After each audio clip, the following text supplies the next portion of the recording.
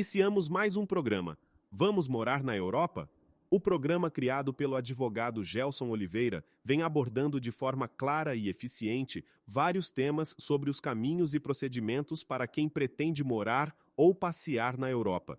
O programa, a cada semana, traz especialistas que comentam sobre a vida do brasileiro em solo europeu.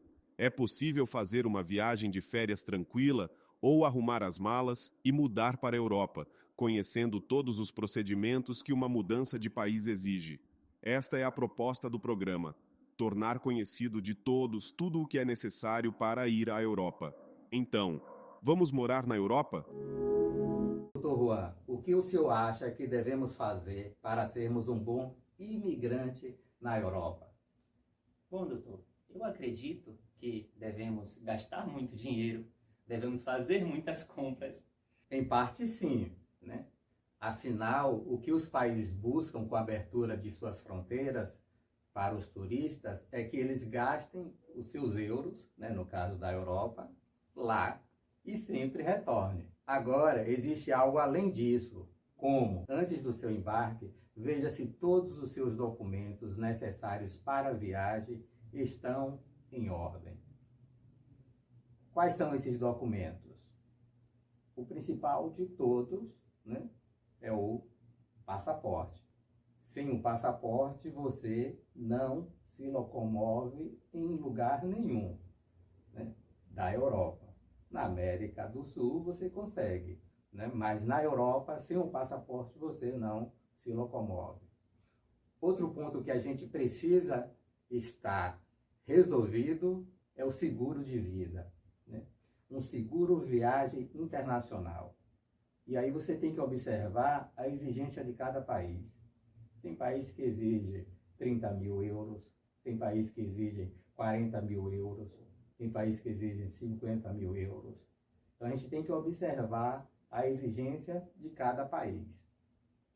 Outro ponto é, se você for turista, você precisa ir com a sua passagem de ida e volta. Se você for com a sua passagem só de ida, você pode ser barrada na fiscal da fronteira. Para turista, você tem 90 dias. 90 dias, não são então 3 meses. São 90 dias, né? Então, durante esses 90 dias, você está legalizado. Agora, durante esses 90 dias, você precisa ter a sua passagem de retorno. Se você não tiver essa passagem de retorno, você pode ser barrado na imigração. Outro ponto fundamental: reserva no hotel ou então uma carta convite. O que a imigração quer saber? Onde você vai ficar. Se você vai ficar no hotel, você vai apresentar a reserva, eles vão verificar, o hotel vai informar depois para a imigração. Se você for ficar na casa de um amigo, de um parente, sem problema nenhum. Agora você vai ter que ter a carta reconhecida, autenticada por aquela pessoa que vai te dar residência, né? Vai te dar guarita, né? Então, são documentos essenciais para quem vai fazer turismo na Europa. Depois nós vamos verificar os documentos para quem vai a trabalho ou para morar. Bom, o senhor falou que precisamos de uma reserva em dinheiro para apresentar, que isso irá indicar que estamos indo consumir, certo? Então, é necessário que eu leve dinheiro em espécie? Eu preciso ter dinheiro no banco? Qual a forma que eu devo levar esse dinheiro? Boa pergunta. Quando eu estava indo para a Turquia, eu fui parado na imigração da Etiópia e me perguntaram se eu tinha dinheiro em espécie. Aí eu disse que tinha, eu tinha uma quantidade pequena. Aí ele pediu para que eu mostrasse, né? Não tem nada em lugar nenhum escrito que isso é necessário, que isso é uma exigência. Mas possa ser que o fiscal, né, o agente, resolva perguntar, mas nenhum lugar no mundo, né, tem escrito essa exigência. Então, além do dinheiro em espécie, você tem que levar o cartão de crédito internacional e avisar, né? Um aviso, já peça ao banco, quando você estiver no Brasil, o desbloqueio. Porque o seu cartão internacional, ele fica bloqueado para uso internacional. Então, se você vai viajar, você tem que ligar para o seu banco e pedir para que eles desbloqueiem. Aí o banco vai perguntar o período, vai perguntar para onde você vai, e aí o seu cartão vai estar desbloqueado, né? Fora isso, tem um cartão de débito também. Tem alguns bancos que já oferecem esse cartão de débito internacional, né? A última vez que eu fui mesmo, o meu banco já me ofereceu esse serviço, né? Então eu fazia a compra lá em débito e era debitar de minha conta sem essas taxas adicionais, né? Então, dinheiro em espécie também pode ser uma exigência. Já está interessado demais. Explica pra gente como é que vai funcionar, nesse caso, um visto de trabalho ou um visto de residência.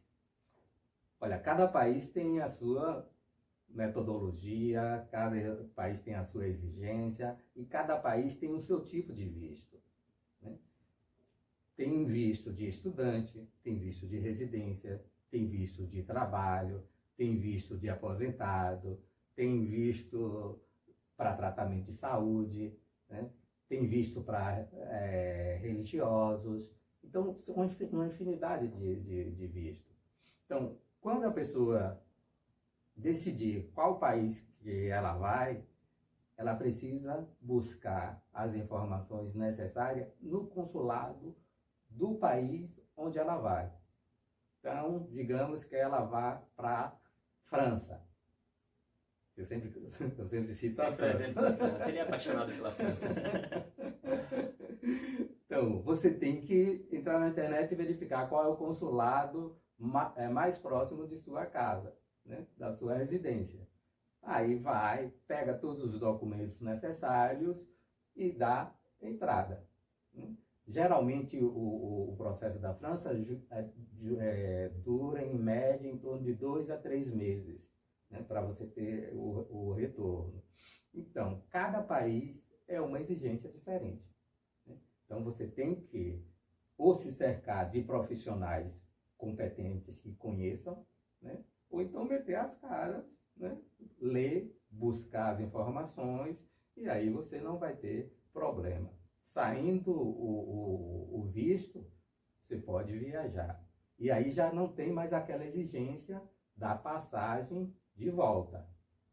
Agora tem a exigência do seguro viagem internacional, que pode ser também um seguro oferecido pela Previdência, né? Depois a gente pode falar disso mais tarde. Bom, uma das maiores preocupações, além dessas formalidades, eu acredito que seja a comunicação. Digamos que um brasileiro que tenha um inglês arranhado, que vá viajar para passear na Europa, ele irá se sair na comunicação muito bem com os europeus? Somente com um básico do inglês? Sim. Principalmente em Portugal. Você acredita que agora em dezembro, quando eu estive lá em Portugal, no hotel onde eu estava, ninguém falava português? Ninguém falava português? O que eu já imaginava que com o português eu sairia muito bem lá na comunicação. Ninguém falava português. Aí tinha uma recepcionista que ela ficava no turno da meia-noite, que ela falava Português. As outras ninguém falava. Então ali você teria que se virar com o inglês. Agora tem outro ponto. Na França. Na França você vai ter problema com o inglês, porque francês não gosta de falar o inglês. Então, se eu sou brasileiro e tenho o português e o inglês ali alinhado, e penso em ir para a França, eu tenho que me preocupar também em adquirir conhecimento no francês. No francês. Porque caso contrário, eu não vou conversar com ninguém. Porque o francês, quando você não conhece, ele é muito rígido, ele é muito duro, ele é muito grosso, né? Mas é uma forma de expressar, né? Então, se você sabe o francês, o básico do francês, se você demonstrar para ele que você tem interesse em aprender a língua, você já ganhou o cara, né? Então, o interessante é você saber falar o francês se você vai para a França. Com estas dicas aí, já é possível ser um bom imigrante no velho continente. Mas, e se for para morar em Portugal, sendo um nômade digital, o que é necessário? Abordamos o assunto desta vez conversando com a doutora Veridiana Almeida, advogada no Brasil e Portugal. Quer morar ou visitar a Europa? Nosso programa ajuda a você, trazendo informações e conteúdos que vão lhe auxiliar em uma viagem muito mais segura e tranquila. Então, começando pelo visto de nômade digital, ele é um visto destinado para trabalhadores subordinados, não é? Ou profissionais independentes, não é? Desde que não tenham contrato com nenhuma empresa de Portugal, né? É um visto de residência, né? Que essa atividade deve ser exercida de forma remota, né? Esse é um dos principais requisitos, né? Ou seja, você tem a necessidade de demonstrar um vínculo laboral, né? Ou uma prestação de serviço, a depender do caso, né? Inicialmente, esse visto ele vem com uma duração de 120 dias, né? Quando você solicita ele na modalidade de residência, né? Ele tem uma duração de 120 dias. E aí, quando você chega em Portugal, você vai ao CEF, né? Que é o Serviço de Estrangeiros e Fronteiras daqui, que inclusive está em fase de transição, né? Vai mudar esse nome. E solicita a sua AR, né? Que é a autorização de residência. E aí, inicialmente, ela vem por 2 anos. E aí, renováveis por mais 3. Esse visto, ele permite o acompanhamento familiar, né? Que é muito polêmico, as pessoas às vezes acham que não permite. Nesse visto, nessa modalidade, ele permite, né? Embora você tenha que fazer um requerimento à parte, ele vem com outro código, mas, enfim, você consegue solicitar o acompanhamento familiar. A comprovação, a questão talvez seria mais nos meios de subsistência, né, que é mais polêmico, talvez, que é essa comprovação aí dos valores dos salários mínimos, não é? Em média, se você não conseguir comprovar, né, 4 salários mínimos de Portugal, né, nos últimos 3 meses, com os teus rendimentos, né, de uma empresa que você trabalha eventualmente, é necessário demonstrar esse dinheiro em conta. Então, realmente é 4 salários mínimos, é a média de 4 salários mínimos nos últimos 3 meses. Tá? Então, se você não conseguir comprovar isso ou a comprovação ou em conta corrente. Ou em conta corrente, né? Se você não conseguir comprovar esse valor através de contratos, prestação de serviço ou mesmo subordinado, você tem que comprovar esse valor em conta. O que mais que é importante? Seguro viagem, não é? Que cubra todas as despesas médicas, é necessário. Certificado de registro criminal também é exigido, né?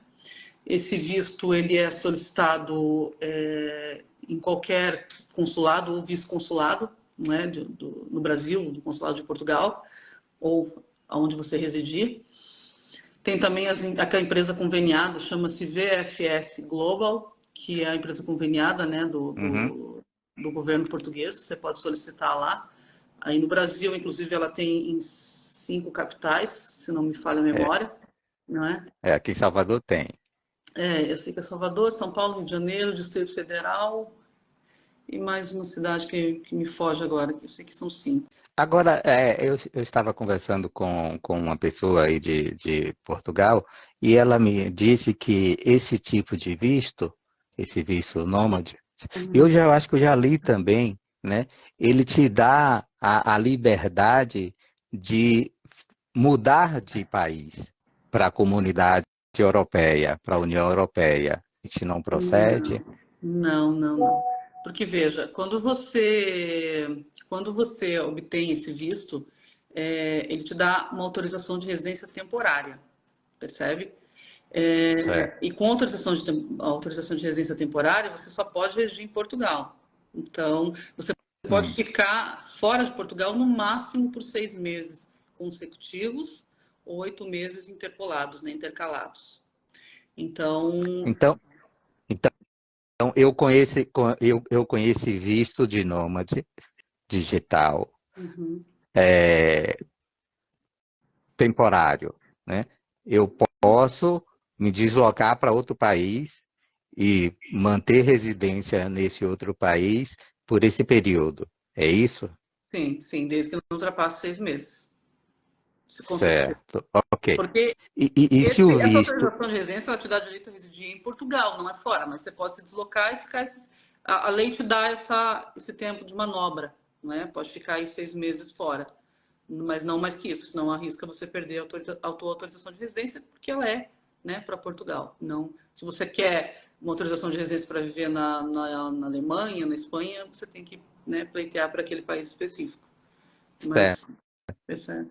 Mas e para permanente, né? Porque a senhora está falando aí do nômade permanente, né? Ou temporário. E para o permanente? Então, As... é uma sequência, né? Você pede um visto para residência, e aí você vem aqui e troca esse visto por uma autorização de residência temporária por 2 anos. E aí, após 2 anos, você vai novamente ao CEF e renova por mais 3. E aí completou 5 anos. Quando completou 5 anos, você pode pegar a tua autorização permanente ou pedir a sua nacionalidade por tempo de residência. Aí você tem 2 hipóteses. Aí sim, aí você está livre para circular o tempo que você quiser no espaço europeu, no espaço Schengen, né? Mas só após 5 anos que você vai ter essa autorização de residência permanente. O vínculo, né? Você ter o vínculo em Portugal ou ter o vínculo, no caso aqui nosso, do Brasil, Uhum. né? Um exemplo, uma pessoa que tem um vínculo aqui no Brasil pode apresentar essa documentação, ele é sócio de uma empresa. Então, isso serve como comprovante de que ele tem uma atividade. Sim. E ele se enquadra nos 4 salários mínimos. Então, isso é o suficiente? Sim. O que ele não pode é ter um contrato de trabalho com uma empresa em Portugal. Fora de Portugal, ele pode. Percebe? Ele precisa ter ou um contrato de trabalho, ou uma declaração do empregador, né? Em caso de trabalho independente, um contrato de sociedade, um contrato de prestação de serviços. Só não pode ser em Portugal, né? Tem que ser fora. No caso das pessoas do Brasil, se tiver contrato com as empresas aí, é tranquilo também, pode solicitar. Não tem maiores problemas. Esse requisito é assim, né? Não pode ter um contrato de trabalho com a empresa de Portugal, né? Para essa finalidade existem outros vistos daí. Certo. E qual outra vantagem atrai esse visto? Porque eu estou totalmente atraído por ele, né? Porque as exigências daquele D7, né? Para mim, eu acho meio complicado, né? Ainda mais por você não poder fazer uma atividade, exercer uma atividade econômica aí em Portugal, né? Pois é. O D7 Né? é renda passiva, né? E esse a vantagem, uma das principais é isso, é você poder pedir o visto com a renda, no caso do nômade, é renda ativa, né? Então, ele te facilita. Uhum. E também os valores são menores, né? O D7, por exemplo, são 12 salários mínimos em Portugal. Uhum. O para nômade, se você não necessariamente precisa ter esses 12 salários, não é? Se você tiver como comprovado oriundo do contrato de trabalho ou de prestação de serviço, né? Não precisa ter esse valor todo. Então, ele pode ser mais interessante nesse sentido. E o processo tem sido lento ou tem sido mais rápido? Aí depende de vários fatores. Depende se você vai submeter o pedido numa VFS, qual VFS, não é? A depender do estado, umas demoram mais, outras menos. Depende também do consulado. Em média, 60, 90 dias, mas também pode variar, não tem como a gente precisar. sabe? Eles disseram que iam agilizar, pelo menos por conta desse acordo, né, de mobilidade da CPLP, era para Uhum. ter agilizado, né, porque, pronto, cortava alguns caminhos, mas o que tem se visto na prática, não. Eu sei de casos de colegas que, por exemplo, já conseguiram um visto aí, sei lá, em tempo recorde, em 35 dias úteis. Mas é exceção, via de regra, ele é demoradinho mesmo.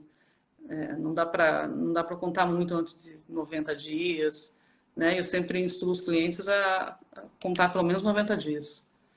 Mas aí depende muito, varia muito de cada estado, de quem vai analisar, né? Aí às vezes eles dão alguma exigência, por exemplo, tem VFS que aceita o PB4, tem outras que eu já sei que não está aceitando, que exigem o seguro saúde, né? E também tem isso. Então, quer dizer, não tem muita regra, a verdade é essa, tá? Cada VFS, ela tem o seu padrão de documentação.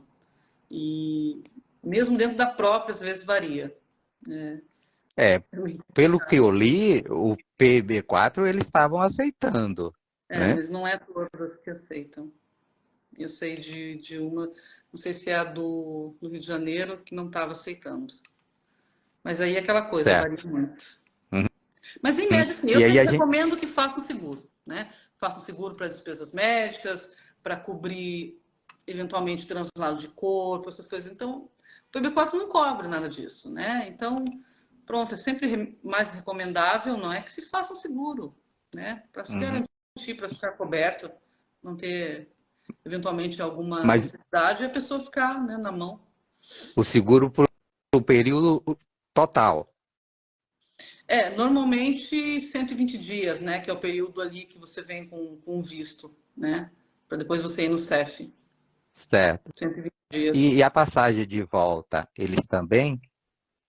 Para visto de residência não é exigida a passagem de regresso. Para esse Não, caso do mas nômade, o do nômade é exigida? não. De visto para residência, não. Os vistos de Não, né? longa duração para residência em geral e o de nômade não é exigida a passagem de regresso. Certo.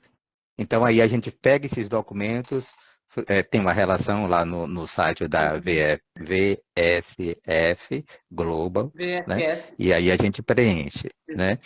É, aí saindo essa autorização, né? A pessoa tem uma data, tem um período para ir para Portugal, Sim, correto? Aí, vem a data ali oposta no visto. certo. Aí, chegando em Portugal, o que a pessoa precisa fazer? O que a pessoa precisa tomar as providências? Ela vai aguardar a marcação que ela tem no próprio passaporte, vem uma data oposta ali, uma Certo. vinheta anotada, a data que ela deverá ir no CEF. E aí, Hum, normalmente, ela vai nessa data. Se às vezes não tem alguma vinheta, às vezes acontece de não vir, aí tem que ligar no CEF e verificar. Já acontece alguns erros assim. Mas, via de regra, já vem com o agendamento certinho, e aí, naquele dia e horário, ela se desloca até o CEF, né, leva a documentação lá que eles pedirem, e aí solicita a autorização de residência. E aí, depois de X dias ou um mês, chega esse cartão na casa da pessoa. É um mas procedimento bem simples. não precisa nem tirar o NIF, nada, Não, quando chegar em. pro visto de nômade digital, os vistos já têm sido emitidos, né? Pelo menos da comunidade CPLP já tem sido emitido no próprio o visto, Ah, o NIF certo. e o número de utente Hum, para ser emitido. Tá? ótimo. Aí Pra, já agiliza bastante, né? sim, Já sim. facilita Sim, muito, muito a vida. essa foi uma alteração recente da lei agora, o ano passado. Foi recente. Uhum, Para facilitar. certo. E a senhora tem conhecimento se tem sido um visto que tem sido muito procurado? Tem sido muito procurado. Tem sido muito procurado. Uhum. Principalmente, não só pelas pessoas do Brasil, mas por pessoas de fora também, né? Americanos, por outras pessoas. E tem sido bastante procurado. Eu tenho percebido isso, sim. Tanto no escritório, quanto É, com contato com os colegas. tem sido bastante procurado. Eu estava vendo a relação de profissões que mais se encaixam, né, nesse tipo de visto, e é uma infinidade, né, muito grande, né? Advogados, jornalistas, artistas, né, de uma forma geral. É Na área de muito TI, principalmente, é mais pessoal da despesa, área de. Uhum, porque pronto, é, trabalham muito remoto, né? aham, Enfim, é é, o campeão, é. e é o pessoal da área de TI mesmo. Mas tem várias outras profissões, enfim. Com relação ao acompanhamento familiar, né? Você pode levar os seus Sim, familiares. É uma questão importante, porque, por exemplo, no visto de procura de trabalho já não tem essa possibilidade. Nesse de nômade, sim, você pode não levar tem. o seu cônjuge. Não, para o visto de procura de trabalho, não. Mas para Mas os nômades, sim. Nômade, sim, você pode levar o seu cônjuge, seus filhos, enfim. Basta que você comprove aí os requisitos da lei aí para subsistência, né? Que aí aí tem que. para o cônjuge e para maior de idade é mais 50%. E para o filho menor, mais 30%, né? Do valor ali dos meios de subsistência. Então, É, uma coisa que eu acho importante também mencionar é a carta de intenção, quando você vai solicitar esse visto. Para todos, na verdade, mas esse em especial também é importante. Fazer uma boa carta de intenção, explicar, né, para eles qual a sua intenção, o que você vai fazer em Portugal, falar do seu currículo, explicar o seu histórico. Sabe assim, deixar bem desenhadinho para facilitar o entendimento deles, para eles perceberem, entenderem exatamente o que você vem buscar aqui em Portugal. Embora possa parecer muito óbvio, muito claro, mas uma boa carta de intenção às vezes agiliza e facilita muito. Não tem um modelo específico, nada. A gente que elabora cria, enfim, e faz de acordo com o perfil, né, de cada cliente. Mas uma boa carta de intenção a gente sempre faz, que é de extrema importância. certo, certo. E quando a gente faz essa solicitação, a gente já tem que fazer a solicitação para uma cidade específica ou não? Só mesmo para o país? Não é uma cidade específica, não. É para Portugal. E depois você decide onde você vai residir, né? Você vai ficar em Lisboa, você vai ficar no Porto, você vai para ir para Coimbra. Não, o visto é para Portugal. Onde você vai ficar, aí você que decide. Obviamente você vai ter que apresentar um comprovante de alojamento, não é? Seja uma reserva de Airbnb, de hotel, um contrato de arrendamento. Isso você vai ter que apresentar no visto já, né? De pelo menos aí 120 dias. Eles precisam saber Ou- onde você vai ficar. Tem que apresentar um comprovativo de alojamento. Isso é um dos requisitos, né? Em relação à documentação, é necessário também emitir o certificado de registro criminal, né? Você precisa estar com o seu certificado em Certo. ordem, não é? Você tem que emitir no teu país de origem e tem que preencher ainda um formulário para eles fazerem uma consulta nos registros em Portugal também. Então, E essa se e, tiver e, alguma condenação, e, alguma esse- coisa, já te impossibilita. e, essa certidão do Brasil, ela precisa ser apostilada? Não, para o visto não. Em regra eles aceitam, porque ela é emitida direto no site da Polícia Federal e ela já tem lá, digamos, o QR Code, então eles não têm exigido apostilamento, não. A do Brasil já emite logo e não há necessidade. E o de consulta aqui eles que fazem, né? Você só preenche o formulário autorizando e aí Só eles autorização. consultam Hum, o registro deles. uhum, certo. E também não exige essa questão da abertura de contas também, né? Se você, pro visto de nômade, você pode, eles aceitam comprovação na conta do Brasil também. A maioria das VFS tem aceitado. Não necessariamente você é obrigado a abrir uma conta em Portugal. Você pode comprovar Uhum. com valor em conta num banco no Brasil mesmo. E aí, tem interesse em conhecer mais sobre o tema? Visite nossa página no YouTube e acompanhe toda a entrevista com a doutora Veridiana Almeida. Até a próxima semana com mais um programa. E aí, já se decidiu? Vamos morar na Europa?